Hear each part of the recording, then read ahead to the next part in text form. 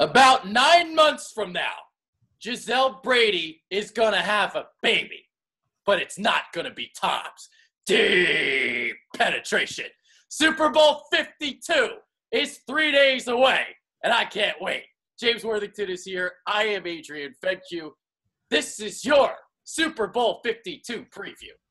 Man, I am so excited. It has been such a long 2 weeks just leading up to this weekend. We said it last time. We wanted one more show. We got what we wanted. They blew out the Vikings. Probably the greatest night of my life. I was on Broad Street after. It was great, man. And here we are. Of course, we have to play the Evil Empire, but I think we have a good shot to take them down, man. This team just has a certain feeling about it. It's really exciting to watch the whole season, just how it played out. Yeah, unbelievable. So we'll kind of get into the game right away, and I'll ask you right off the jump. What do you think is the most important facet that the Eagles have to win this game? I think they just need to win the line of scrimmage, just both sides of the football, man. That's how they've got here. That's how they've played all season. I think they have a dominating offensive and defensive line, and honestly, I think the Pats are pretty weak up front on both sides. So I look for them to just dominate it, and really defensively, we need to get pressure in the interior. Tom Brady's really good at stepping up in the pocket, but if the pressure's in his face, he really has nowhere to go. And Graham, Long, Curry, et cetera, are going to get there. And offensively, the Patriots, I don't think they have a great front seven, and our line's just been mauling people. So I definitely look for us to win the battle up there. Yeah, I definitely think getting pressure on Brady is going to be paramount. And you look at that offensive line of New England, it can definitely be had. Solid left tackle, Nate Solder. He's solid. He's good. All right, thumbs up. But the rest of that line, it stinks. Joe Tunney is your left guard. Timmy Jernigan is going to have his way. Brandon Graham, when he's lined up as a defensive tackle, going to have his way. David Andrews is their center. Shaq Mason is going to go up against Fletcher Cox. Deep penetration for 60 minutes. The right tackle used to be Marcus Cannon. Now he's hurt, so now it's Cameron Fleming. Chris Long, Brandon Graham. Deep bending of the edge. That's what they're going to be doing there. So you got to collapse the pocket. You got to keep Brady in it. Collapse it basically, and that's how you beat him. So the thing is, though, Jacksonville, if you looked last week, they have a great defensive line as well, and they only pressured Brady 5 times. So Brady gets the ball out so damn quick. It's definitely not going to be easy, even though it is a mismatch on paper in terms of the D-line going up against their offensive line.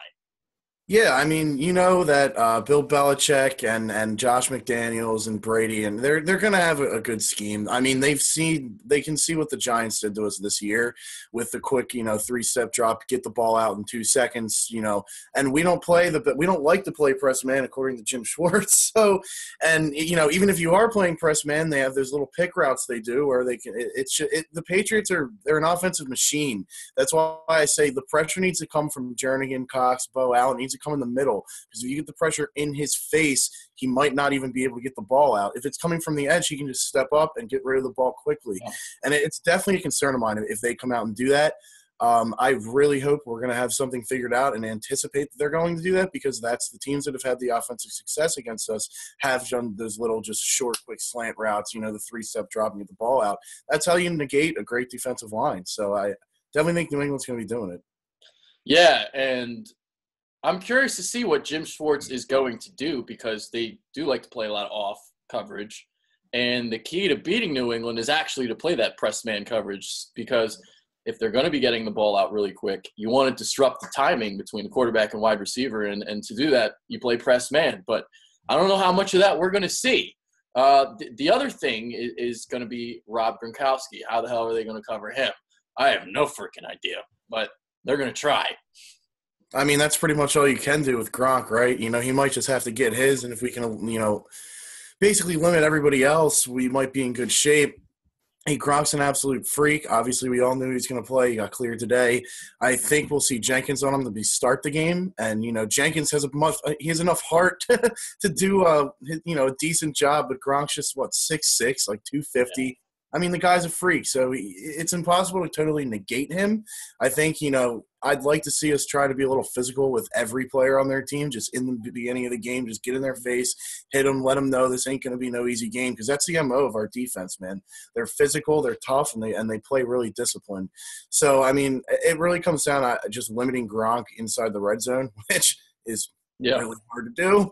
And also, they got Brandon Cooks you got to watch out for, because if we play too far up and the safety goes to sleep, he can burn you too. And then they have Amendola in the slot, and don't even talk to me about the running backs, man. Like, the running backs out of the backfield concern me too. That they're an offensive machine. They really are.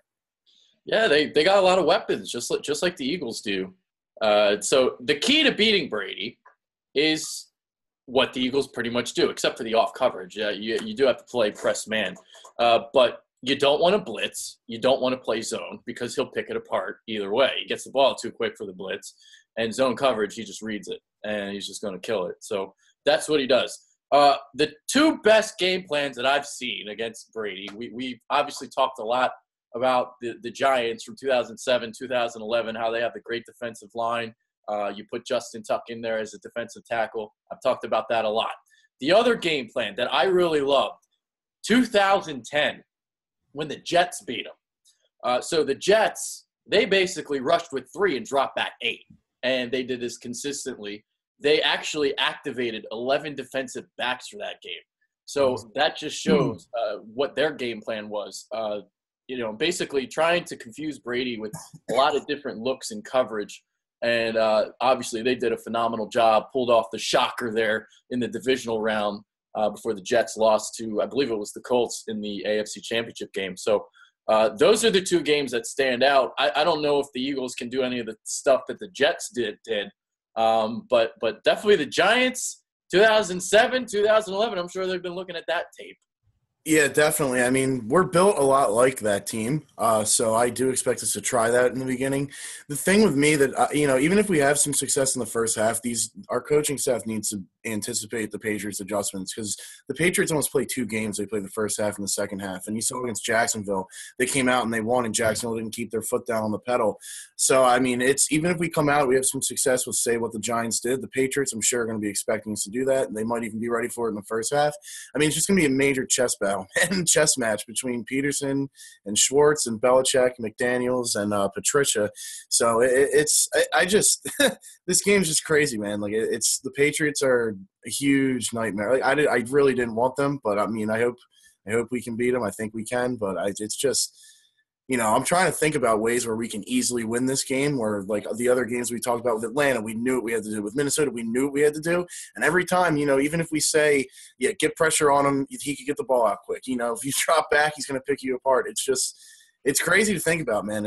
They're really going to be in for a tough game, but, Yeah, I mean, they match up with the Patriots, but it's not as great of a matchup as, say, the Falcons and the Vikings. I thought those – because if you remember, leading into the playoffs, those were the 2 teams I wanted to play. Those were the 2 teams I thought we could win. But now it's like reaching a point where I'm so confident and not wanting to doubt this team that I can't pick against them, no matter who they would have played. That's the same way I'm at. I'm the same exact way, dude. It just feels like this team has found a way to win all year. And, we had a couple of losses. Obviously, Kansas City, it was the beginning of the year on the road. Seattle on the road. And I think they learned from the Seattle game, because they came out – and the stage was like a little too big for them. They played a little cautious. I think after that, Peterson learned, like, all right, I just got to be me. And you've kind of seen a different offensive, style since then, especially against Minnesota. I mean, God, that game, tell me if Foles plays half as good as that, I think the Eagles got a great chance to win. But, yeah, I mean, it's just, this is a quarterback-driven league. We're going up against the best quarterback in NFL history, probably the best coach in NFL history. So, I mean, we're going to need a little bit of luck. We're going to need a lot of physicality, and we're going to need the hope, which I think they will. Doug Peterson and Schwartz really have come up with a good game plan. That's a great point you make about the Seattle game and how conservative Peterson was, because we've seen that in a lot of big games where Peterson had been conservative before. But we didn't see that against Minnesota at all. We saw all out balls to the wall, Doug. You must have had a lot of ice cream before the game. Yeah, man. I mean, it was a great thing to see. That pick six turned the stadium around. I've never heard the link that loud in my life. The stadium was straight up shaking. And since then, the game just went our way. Like, we took the momentum back on one big play. We came out, we stopped them, and then we went down the field and scored again. That flea flicker was a ballsy call. Also, it was huge just getting that field goal right before the end of the first half. I mean, it was just everything kind of started rolling our way. So that's what we got to do is come out. We got to make a big play or just, get the Patriots to go 3 and out if we start on defense. And we need to score. We can't have any mistakes. If they turn the ball over, we need to get points off it, and we need to be good on third down again. Mm-hmm. Absolutely.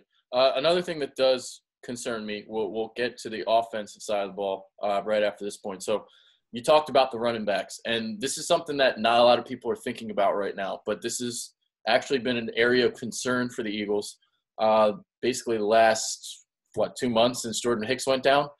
So covering running backs out of the backfield, obviously we know Gronk is going to be a big it's going to be a struggle. So James White, Dion Lewis, and even Rex Burkhead, those three. And Lewis presents a little bit of a challenge in terms of he can be in the slot. He's very quick and jittery. So they struggle to cover the flats at times. Hopefully this won't be an issue on Sunday. Yeah, I mean, let's hope not. That's definitely a weakness of the Eagles, and the Patriots love to use their running backs. So you got to expect that McDaniels, Belichick, Brady, that's where they're going to go with this. They're going to look to hit Gronk early, and they're going to look to hit their backs on some big plays out of the backfield. I mean, obviously we know, like, the coaching staff is well aware how good the Patriots are utilizing multiple running backs in their offensive game. I don't really know how we're going to deal with it, honestly, because Jordan Hicks really would have been the guy to help us there. Really all I can think of is just hit him in the mouth, man. They run the ball, hit him in the mouth, throw it to the backfield, tackle him, swarm, hit him. And just, you need to basically make the Patriots not want to come back on the field anymore. It's the only way I can think of us comfortably handling the game, even if it's not on the scoreboard, just basically just hitting them harder, being more physical. And I think they can do it. I really do, because this team, they play so hard for one another, and everybody knows it now because they saw how much fun they had in the playoffs, how they were celebrating on the sidelines after the Vikings. I mean, it honestly is, like I said it before, it's like a college atmosphere in there. There's multiple Eagles players with quotes saying they've never been on a team like this in their entire life. So ultimately, I think that matters a lot in football, and that's why I think the Eagles are going to come out with the win. Do you think they should send a message early and even take a 15-yard penalty? I heard someone on the radio say that come out and just get Fletcher Cox, take a 15-yard penalty, and just hit Brady. Ike Reese was like, yeah, man, why not? We can take a penalty early. I mean, I don't know if you want to give the Patriots penalty yards, but I definitely think, like, if you have a chance to hit Tom Brady, do it. If we get flagged, maybe it'll give us a read on the refs. You can see how much we're going to be able to get away with. And for the Eagles' sake, I hope they let them play, because if they don't, I can already see Jalen Mills pass interference, Jalen Mills holding, roughing the pass. I can already see it. And the Patriots had, 3 penalties called against them all playoffs? Yeah. But I saw something about the stats. This Steratore guy, the index card guy. He's Gene Steratore, yeah. Yeah. We have a pretty good winning record with him as our ref, but so do the Patriots. So it looks like there's not really a bias, but you never know what the NFL's agenda is. Who knows what they're going to be doing? But I would just hate if the refs have anything to do with the outcome of the game. As an Eagles fan, if we lose because of a bad call, I'm not going to be able to deal with that. If we get outplayed, you know what? We lost to the best dynasty in NFL history. We have a good future. And I'm not saying I'll be content, but it'll be a little easier than if, the ref calls a flimsy PI call in the fourth quarter that set the Patriots up for the game-winning field goal. That I would not be able to live with. Gene Steratore also officiates college basketball games. And I've heard that point a lot this week about wanting to draw that 15-yard penalty early. And it reminds me of the 1982 NCAA championship game between North Carolina and Georgetown. So you had Patrick Ewing basically blocking everything early on, and he would take these goaltends. He took 3 goaltends in the first 5 minutes, and John Thompson wanted to send a message toward North Carolina, but you're not going to come in the hole and get the shot past Ewing, and he was just taking these goaltends early on. That's what this kind of reminds me of. Yeah. The only thing with that is that's 2 points versus 15 yards, which in football, 15 yards can be big. If they get the ball, say at the 25, take a 15-yard penalty, it goes to the 40, they might go away with 3. I don't know. It's just like, if you're giving that 15 yards up, man, it's pretty much like hope they're inside like their own 15 because other than that, it's just basically, okay, they get 2 first downs, they're in field goal range, and we got to limit their scoring opportunities. We also, I think it's, we've harped on this pretty much all playoffs, but from the inside the 20-yard lines, man, from the 20 to the 20, they're going to move the ball, but you got to be able to hold them to 3. If they're getting 7, it's not good for us. If we're holding them to 3 and we're getting 7, I mean, obviously, it's obvious that's good, but especially against the Patriots. I don't care if we're up 17-0. They're not done. I mean, we saw last year. They were down 28-3. They came back, and they're going to adjust at halftime. So I kind of expect this game to go. The Patriots might score early, but I expect us to have a lead at halftime because this team, I think that our game plan has been so good in the playoffs. I think we're going to be ready for them. It's just going to be who adjusts better at the second half is what's going to decide this game. Yeah. All right, so I got a stat for you, and I read this on the PI podcast, and it kind of shocked some people. So the Patriots allowed 32 points per game in the first 4 games of the season. But over their last 12, only 14 per game, which actually led the NFL. And that surprised Mr. Sean Brace. Yeah, I didn't hear the stat, but I knew after, like, I think it was right around their bye week, I followed the scores, and the Patriots started holding teams to, like, very low points. I mean, they finished giving up, like, 18.5, like, right near us. And you saw they gave up all those points to Carolina and Kansas City, so logic just tells you, well, this defense got a lot better. And it did, and you had to expect it to because – Belichick's a defensive mastermind. Matt Patricia is a hell of a coach, and they do have talent on that side of the ball. Their defensive backfield is talented, even though they give up a lot of passing yards. I mean, both their corners are good. Chung's been a playmaker for him, and obviously, what the hell is his name? The other safety, the captain, McCourty. He's a hell of a player, yeah. So, I mean, they've lost some guys defensively, but that's really why I want to run the ball and establish the run. I know I always say that because, I really am a believer in establishing the run to open up things downfield. But, with Foles, he's got to be good. I think he will be good. I don't think he'll be Vikings good. But it's just, I think with any quarterback, it's just better to establish the run game to get them to respect that, especially against a defensive backfield that this talented on paper at least. Yeah. Definitely scoring touchdowns in the red zone. That's going to be important because the Patriots do allow yards. 30th in pass defense. 31st in yards per carry allowed at 4.7. They are 29th in yards per game. But when you look at the points, it's minimal. They're 5th in the NFL. So obviously that's what tells you they stiffen up in the red zone. Definitely. And I wish we could see the stats like what they are in yards per game after that little rough patch there when they had in the beginning. Because they were giving up a lot of big plays early on. That's what was affecting the yard totals. I would expect them to be maybe like slightly below average after that bad stretch. But still, I mean, this isn't by no means an elite Patriots defense. I mean, we saw what they had in 2004. That was an elite Patriots defense. So I'm not scared of their defense, and I really think we're going to be able to run the ball on them. I mean, Ajayi is fresh. Garrett Blount is fresh. I just say ride the hot hand. I expect it to be Ajayi. And, Corey Clement he's not a bad player himself, and I think – hell, a year ago, he was about to go to the NFL draft thinking to be a late-round pick. He was undrafted, now he's in the Super Bowl. So, I mean, sometimes players like that, like James White, came out of nowhere, and he had a huge game last year. So, if the stage isn't too big for Clement, he might make a couple big plays. But it's going to be a battle, man. It's going to be a major battle. Yeah. You look at their front seven, like who really scares you? Trey Flowers is their big pass rusher, really solid player for them, very, very underrated. I do like Malcolm Brown a little bit, but, I mean, Eric Lee, Lawrence Guy, Kyle Van Noy. Yeah, I think you named the two that are – Malcolm Brown and Flowers are pretty good. I mean, Hightower's out, so we don't really have – I mean, I think they have James Harrison now, but none of these guys are anything special. Yeah, not really. I mean, that's why – and, our offensive line is special. So that's why I think we're going to be able to move the ball. And if they bring a bunch of guys in the box – then Doug Peterson's going to be aggressive. He's going to take a shot. Yeah. I said I thought Aguilar would have a big game last week or 2 weeks ago, and he had a couple big plays, but I think he's going to be huge. I think he'll be matched up against Eric Rowe as their slot corner, right? So I like that matchup a lot.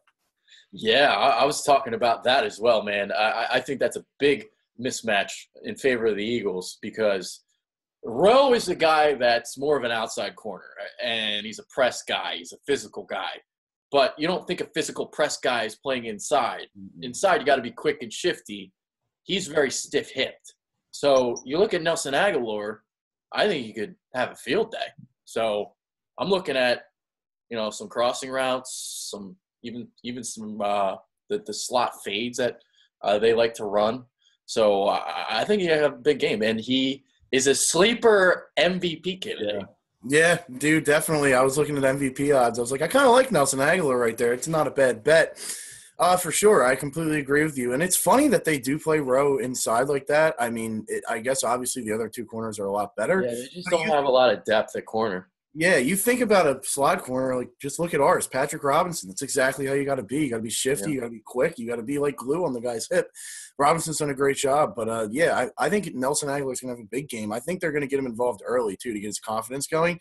If you can get him and Foles, you have a couple completions, get both their confidence going, I mean, that's huge. And Doug Peterson has such a good pulse on this team and what they need to do to win and how to get them playing well. I fully expect them to throw to Aguilar early. Alshon is another one that I think could have a big game. He had a huge game against Minnesota. I know Xavier Rhodes went out. I don't remember if he came back or not. Obviously, I think he would know. But I kind of think Alshon's going to be a little quiet this game. I think it's going to be Nelson Aguilar, Zach Ertz. I think Trey Burton might have a couple plays. Yeah. But, Alshon's our guy, our big money guy. So hopefully they're obviously going to try and get the ball to him. But I definitely agree. Nelson's going to be the big game guy out of them all. Yeah, I agree with you. Those are the three that I got: Aguilar, Ertz, and Burton. Now, the Patriots do always take out your best weapon. Yeah. I mean, that's what they tend to do. But then again, like the Eagles have so many weapons, are they really going to do that this game? You would think that if they do take out somebody, it's Zach Ertz, because they do have the cornerbacks on the outside to match with Jeffrey and Torrey Smith. But if they want to, match up on Ertz, that's fine. Aguilar's the mismatch. 100%. And then if we're going 2 tight end sets, I mean, Burton is a great receiving tight end. Yeah. And honestly, Brent Selleck is still like handed guy. He can block, and he's the vet. So I think obviously he's going to get some playing time because this is a big game for him. And he's such a good run blocker that we're running the ball early. We come out in 2 tight. Selleck might be open down the field. They might sleep on him because he's so slow. But I think I saw a play. I was watching some highlight video, and it was Selleck blocked, and we rolled right, and he released left, and was pretty much wide open. The defense just completely forgot about him. We hit it. I mean, it's possible that, guys step up, man. Big games like this, there's certain players that elevate their player. There's certain players that let the stage get the best of them. And I think the Eagles have a lot of guys that are going to elevate their play, and I definitely think Selleck's going to have a good game. Even if he's not catching a lot of passes, you're going to see him mauling people because this might be his last game with us. Yeah.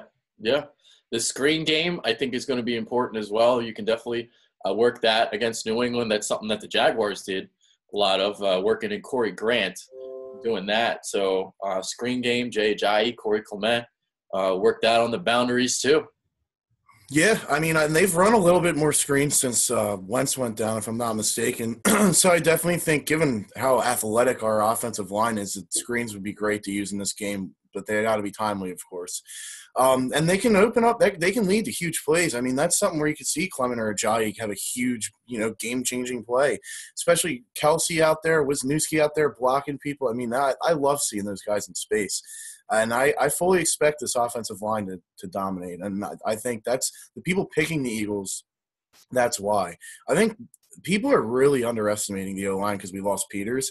Big V he's not really a weakness anymore, man. He's out there. He's holding his own too. So it's been great to watch, honestly, as a former lineman, just seeing them play all season, come together when Peters went down, and just straight up at the second half of the season, the playoffs, they were just straight mauling guys. Yeah, I mean, he did allow 9 sacks during the regular season, but he's really stepped up the last month or so. I think he's been pretty phenomenal. Now, Grifferson. I said Everson Grifferson. Jesus. Everson Griffin did have his way on a couple plays that I did notice, but he didn't allow a sack. So at the end of the day, he threw a shutout. Yeah, I mean, it's all you really can ask for at a big V. He's a swing tackle. He's our backup tackle. He's held his own. Yeah, he gave up 9 sacks, but we can go back and I'm sure if we watch film, you're going to see his feet stop or he overextends or lunges, and it's just offensive tackle is a lot of it's a technique position. You got to be a technician out there. Yeah. They think of these big run, blocking tackles like Peters, but Peters also has great technique as a pass blocker, so that's why he's been one of the best tackles ever to play. In my opinion, he's going to go to the Hall of Fame. And you can watch Lane on the outside. I mean, Lane sometimes gets a little ragdolled in the run game, but his pass pro is like, if Big V wants to watch someone pass protect, just watch Lane Johnson because he does it probably better than most of the guys in the league and definitely the best at right tackle. Yeah. I do think the Eagles will run a lot on the right side. That's Lane Johnson's side. That's Brandon Brooks' side. You can get Kelsey pulling if you want. That's where Lawrence Guy and Eric Lee are. So oh, yeah. That's mismatch city. Yes, sir. Hell yeah. And they got to take advantage of that early and often. And, the thing I keep coming back to is you watch film on the Patriots, man. You pick up on their tendencies, and then you have Mastermind Belichick. He'll come out and freaking move guys around the line. He'll probably come out with someone we've never seen all year. Someone said they're like, watch Mike Gillislee be their starting running back for this game. Like, who knows what they're going to do? Like, it's crazy. I think in 2004, the Eagles prepared for them to run a 3-4, and they came out in a 4-3. So, and that's the crazy thing about the Patriots is they have so many guys that can do so many things well, and Belichick utilizes that. Obviously, Patrick Chung is a prime example. He struggled here playing, your basically typical safety role, and Bill Belichick uses him to his strengths, and he's playing a lot better for him. So I keep stumbling over my words because it's just I do appreciate what they've put together. I do think the Patriots are the best dynasty in sports. I do also think Spygate helped them a little bit early on. But, lately, those 2 Super Bowls against the Giants, they lost on a couple fluke plays. They beat Seattle on a fluke play, and Atlanta basically gave the game back. But it just says something to say this team, I think, what is it, more likely Brady goes to a conference championship game than Bortles completes a pass? Like, that's insane. That's absolutely an insane stat. So the crazy thing is, they do have the versatility to show a lot of different looks. And that is one thing that concerns me with Nick Foles and the RPO potentially. So, you talked about it. They can play 3-4. They can play the bear front. They can go 4-3, whatever they want to do. One drive, they might show you press man. Another drive, they might show you zone. Another one, they might blitz. So I think they'll definitely be ready for the RPO. I expect the linebackers to buzz, take away some of the quick slants. Because you think about Atlanta, they're strictly cover 3. You think about Minnesota, they're man-to-man. But New England, it's like an amoeba. We don't know what we're going to see. And that's the only thing that worries me about Nick Foles in this game. Is he going to get tricked into a couple turnovers? And I hope not. Yeah, me too. And I definitely think early in the game, the Patriots are going to try and rattle him, whether it's, it's disguising coverages and blitzes or just coming after him hard. Because, excuse me, if you get Nick Foles out of his game early, that really bodes well for the opposition to win. The one saving grace with Foles, and I don't know how smart he is as a quarterback, he's looked smarter this year, but it comes back to this guy. Carson Wentz is right there with them, man. Yeah. He's right there with them in the film room. He's right there on the sidelines. He's watching the game. He said you can see the game so much more clear just from the sidelines and not playing it because obviously you're not wrapped up in it. He also has a headset. So, he's talking to the coaches. He's talking to Foles, I'm sure, and on the sideline, they're going over everything. I think that's huge. I really do. I think Carson Wentz has had a major hand in Nick Foles' success because Foles, he doesn't have the greatest tool set, but he's not unskilled. He's a solid quarterback. But some of the reads he's made, the confidence he's had, fitting the balls in tight windows, that's got to be because he's mentally prepared for what he's seeing. So hopefully Dougie P and Carson can kind of coach him up, help him out. And if he gets rattled a little early on, I just hope he doesn't let it affect him because you know what, man? It's the Super Bowl. It's the Patriots. You're going to make some mistakes. Just minimize them because, you might throw a pick. Okay, I don't want to see you playing cautiously. Take another shot downfield. You can't be scared. I like that point too, man, because you got Doug Peterson, ex-NFL quarterback, Frank Reich, ex-NFL quarterback. You got John T. Filippo in his ear. And then you got Carson Wentz, Mr. Ginger Jesus himself. So that's 4 great minds in Nick Foles' ear at all times. That's a great thing. Yeah, that's awesome, man. It's awesome. And Doug Peterson, I just can't give him enough credit. I mean, he is becoming more and more in my eyes just a mastermind. Like, it's like last year I just thought, and we've talked about this, last year I was like, I don't know how smart this guy is. This year it's like he's himself, he's confident, he's funny, and his game plans are just genius, man. Yeah. So, like, and I don't know, like, again, how much Carson has to do with that, DeFilippo, right? But I definitely expect this offense to put some points up. I don't think they're going over 30 like a lot of people do, because I think they're really going to try and limit the number of times the Patriots are on the field and get them out of a rhythm. I mean, that's how you win football games, is long, sustained drives, run the football, hit on some play action. Eventually, they're going to take a shot deep. I know they'll take one or two. And if you hit on those, man, you're in the money, which they did against Minnesota. Yeah. Yeah, I think Jay Ajayi could have himself a huge game in this one. I hope so. And, limiting possessions is key. Normal NFL game has about 12 of them. And the Eagles, if they can get about 8, limited to 8, I think they'll fare very, very well. So 8 possessions, that means they're running the ball well. That means they're sustaining drives and keeping Brady off the field. So if we see like more towards 12, 13, 14 possessions, and that probably means New England's going to win. Yeah, I mean, for sure, man, definitely. It's just like I said in the beginning of the show, they're an offensive machine. You're not going to stop them completely, but you can limit their points. So they just basically what the Patriots defense did. They gave up some yards, but they limited points at the end of the year. I mean, that's kind of how our mantra was back in 2004. We were a bend but don't break defense, and that's kind of what we're going to have to hope for. Either that or just come out and hit him in the mouth and get Brady knocked out of the game. Imagine if Hoyer has to come in, man. That'd be great. I'd be celebrating. Well, it would put a bow on the 2017 season if Brady got hurt. Because then everybody would have gotten hurt during this season with Odell Beckham and Wentz and Deshaun Watson, and if Brady something happens to him. Yeah. It would almost be fitting. Yeah, I mean, I'm not rooting for him to get seriously injured, but get knocked out of the game with a concussion or something. No, I'm not going to complain. Not going to complain. Yeah, I mean, it's definitely not our best hope to win, but if it happens, I mean, God, that really, really looks good for us. But who knows if we're even going to be able to hit him, man? Tom Brady, like we said, he gets the ball out quick. I mean, I know he's not going to want to get hit by these guys. He does not want to get hit by Cox and Graham and Jernigan. Speaking of Jernigan, I hope he freaking tunes it up a little bit this game, man. He's been quiet. He's been really quiet. Yeah, ever since he got his contract, It's concerning. Yeah.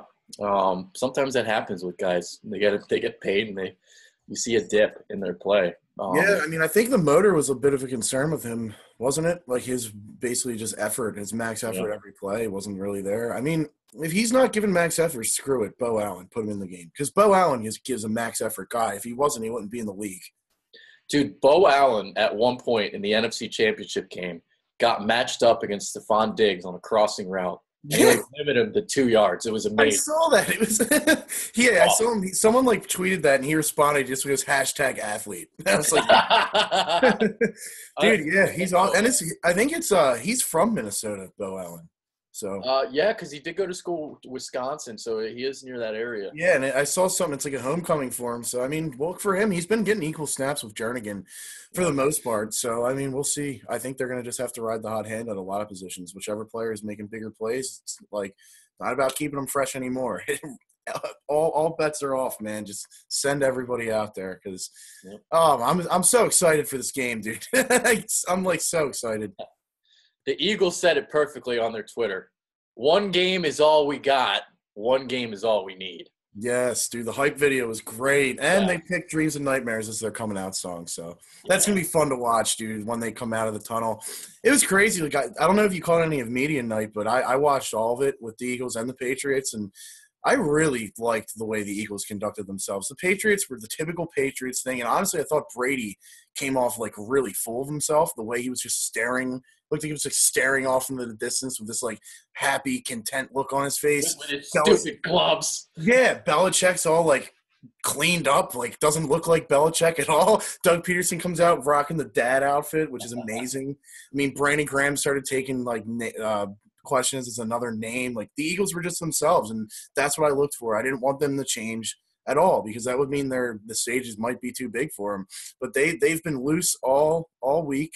They were in pads last week practicing. The one thing Doug Peterson said, he's not put them in pads this week, which I don't know. He's like, I want to keep them fresh, but you can still go in pads and not really hit. I think it might. I would have just kept. I would have kept. But you know what? I'm not going to question him at this. Yeah, no, I mean, dude, we shouldn't question him at this point. Really, like whatever he does is good enough for me because it's been working. So, yeah, I mean, I just hope when they finally get out there that they don't really look at the bright lights and just go, "Damn, we're really here." Like, I hope they know we need one more game, and I know they know they're playing for more than themselves and their coach. It's for the whole city, man, and they've embraced it and they loved it. And the fans really showed out in the 2 playoff games. So I really think that, dude, I got a great feeling. I do. Yeah. Chills. So do I. It's a lot different feeling than 2004. And, Philly 500 and I just did that topic earlier today talking about that. 2004, I didn't think we were going to win. We ran into a dynasty. That was one of the greatest teams of all time. I maybe gave us like a 20% chance to win. I didn't think we were going to win. So even at like 16 years of age, Adrian was unbiased. Yeah, I was like, I guess I was in 4th grade at that point. So I was like, yeah, we're going to win. And we lost, and I like cried. Like, I was real upset. Yeah. I mean, honestly, that 04 Eagles team was a hell of a team, but they ran into a great defense. And they ran into Spygate, too. So that 04 Eagles team would have steamrolled the competition this season. Oh, my God. Then everybody's saying, like, oh, this team might be better than the 04 team. Like, I think they might be closer as a team and a better, like, team. Yeah. But, dude, I mean, even full health, this Eagles team, that 04 team was stacked. And who the hell would cover T.O.? Like, nobody. So, well, I've talked about it all season long. The NFL has been diluted, and there's not a lot of great teams right now, which is why we've seen this remarkable story. Because if let's say they ran into the Packers and Aaron Rodgers, or like they ran into Seattle. I don't know if they would have won, but they got matched up against teams that they could beat. They went out, they beat them, and now it's just down to one fucking game. Yeah. Just one more. Exactly, man. And I think you hit the nail on the head there. If we had to play Russell Wilson in the Seahawks or, Aaron Rodgers in the Packers, even in the link, I mean, God, Aaron Rodgers, no. I just, I think Aaron Rodgers is great. We wouldn't have beat them. We saw what they did to us last year. I mean, they just dinked and dunked us down the field, and we got lucky with our matchups. Yeah. I was the same way. I wanted Atlanta, and I wanted Minnesota. Yeah. And we got them. The Minnesota game really, really surprised me with how many points they put up on them. But I also think kind of Minnesota, once the crowd got into it, they kind of folded a little bit too. Yeah. But, yeah, I mean, it's one game, man. It's Cinderella versus, like, the dynasty. So I don't think the NFL could have scripted a better story, honestly. Yeah, sometimes it's better to be lucky than good. They got some great playoff matchups, and I always think back to the 2008 season. I always thought that was the best opportunity to win a Super Bowl during the Andy Reid era, even though that was actually one of the worst teams that they had. So that's when they got matched up against the Giants. They beat the Vikings in the wild card, and they should have beaten the fucking Cardinals. My God. Oh, my God. Yeah, I'm not – that one in 02, man. Those are 2 losses that are tough to get over, especially after we come all the way back and then just Larry Fitzgerald just goes off, man. Yeah. Crazy. But, yeah, I mean, this team's definitely good. They're not great, but they've been lucky. Things have broken their way for the most part. They've rallied around the injuries. I mean, the guys that are hurt are still there in the locker room, still at practice. They're still a part of the team. Or a lot of times in the NFL, once you're out for the season, you're kind of doing your own rehab. You're not really around the team that much. So I really liked that aspect of this team, the fact that guys were still involved. It just goes to show, like I said, again, how much they really, really care about each other. And another crazy thing is I think we have 20 of 22 starters signed next season. Like, that's, like, unheard of for a good team. So, I mean, this core, if Howie Roseman can manipulate the cap a little bit, they might be together, like we said, 3-4 years. That's a big window. And this Patriots team, as constructed, they're not the Patriots that we've seen in the past. I mean, they're not even like last year. They got Brandon Cooks and Stephon Gilmore. We're thinking they're going undefeated. Yeah. They have some major, major weaknesses, especially up front, which we've already touched on. This is how we do it in Philly. How we do it. All right. On to predictions. So We'll pick the winner and we'll pick an MVP. But after we do that, we'll also kind of talk about some under the radar potential MVPs as well. So I'll let you go first. Who you got and who's your MVP? I haven't given much thought of the MVP yet, so I'm just gonna have to pick one of the two. All guys. right, so we'll just kind of throw some names out there. Yeah. I got us winning. I got it 26-17. I think that when the Patriots they've had their two losses, they were held to 17 and 14 points. I think if they get 24, 25, 26, it's going to be, come down to a field goal game. If it comes down to a field goal game, I'm not saying we can't win, but looking at their track record, the Patriots win close games. All their Super Bowls have been by like 5 or 4 points or less. So I expect us to come out, hit him in the mouth. I think the defense is really going to flex its muscles early. I think we're going to come out to an early lead. I like 13-0 at halftime, 13-3, 13-7, something like that. And unfortunately, I was saying I want us to get 7-7-7. I think we're going to be settling for some field goals. I actually played it. This is pretty specific, but I think we're going to get the ball in our hands with like 6 minutes to go in the fourth. Nick Foles is going to be 19-17. Nick Foles is going to put together a drive. We're going to put 7 on the board. 26-17 Birds. I like it. I've got 27-24. So Eagles, obviously. Average margin of victory for the Patriots, 3.7 in the Super Bowl. So I hear a dog. You got a dog. Yeah, sorry about that. No, it's okay. It's okay. I didn't know you had a dog in the house. My buddy's staying with us right now. Gotcha. All right, so 27-24, that's my pick. My MVP – no, that's okay, man. My MVP is Fletcher Cox. Yes. Oh, I love Fletcher it. Cox. Fletcher Cox. Deep penetration.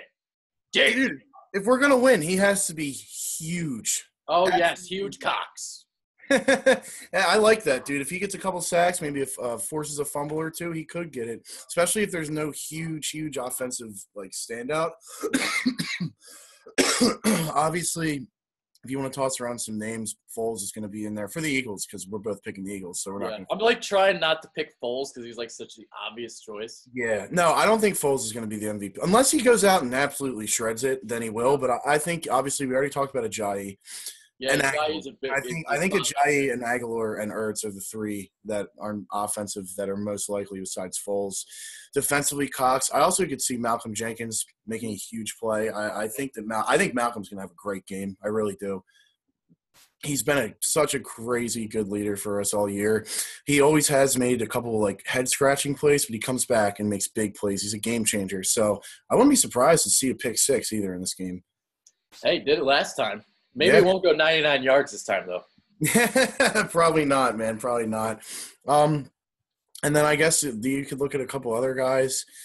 Brandon Graham could be one. Chris Long, even though he doesn't play a lot, when he plays, he looked like one of the best players on the field against the Vikings, man.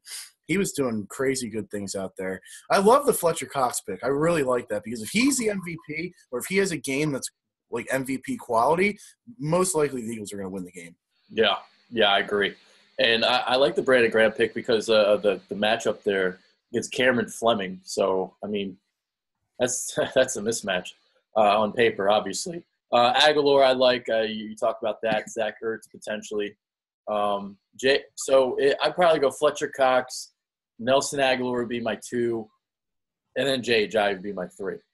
If I had to rank him, I'd probably say Ajayi 1, Aguilar 2, and – because I want to say Ertz, but I also want to throw a defensive guy in there. So I'll say Jenkins 3. But Ertz, the thing I think you touched on is I think he's going to be the one they try and eliminate because Ertz is the one that Foles is most comfortable with. He's the one he's played with the most. And so I think that if they go after one guy, it's going to be Ertz. But I also think if they go after one guy, they're kind of shooting themselves in the foot because this team has so many weapons. None great. I'm not going to say we have a single elite weapon. Our elite weapon went down when number 11 tore his knee up, unfortunately. But we have a lot of solid weapons. So if you put all your attention on Ertz, Aguilar can beat you. You're going to get beat in the run game. Alshon, I mean, if you're putting that much energy on Ertz, if he's in a one-on-one matchup, Alshon's capable of winning that. So I mean, it's going to be interesting to see what the Patriots do, honestly. Yeah. All right. So that's pretty much it. You got any final thoughts before we depart? Dude, final thoughts, man. I mean, it's been a magical year. It's been a crazy ride. Being a season ticket holder, it's honestly been one of the best years of my life as an Eagles fan. I mean, that NFC Championship game was one of the best nights of my life, honestly. I don't know what that says about my life, but just kidding. Well, you're But not married yet and you don't have yeah, kids, so it's exactly. accessible. But we got one more, man. We got one more. I mean, everybody's all hype. I honestly didn't buy any swag yet, like no conference championship stuff, because Me neither. yeah, I'll buy it eventually. But I want the Super Bowl stuff, dude. I Yes. want the Super Bowl champions. I have a spot on my wall for a banner. I think it's going to happen. I've had the feeling, honestly, since week 3. I told it to my buddy Joe. I was like, dude, I've just got a feeling. It's a weird feeling, but it feels good. It was also because I'm a huge Carson Wentz guy. But I just, this team has rallied. They've overcome. They've answered the bell all year. I think we're going to have a crazy, crazy fun party in Philly on Sunday night. I hope so. It's supposed to snow. It's supposed to rain. I hope it doesn't. But I just hope that the Patriots don't rain on our parade. That is all. That's James Worthington. I'm Adrian Fedke. We're out.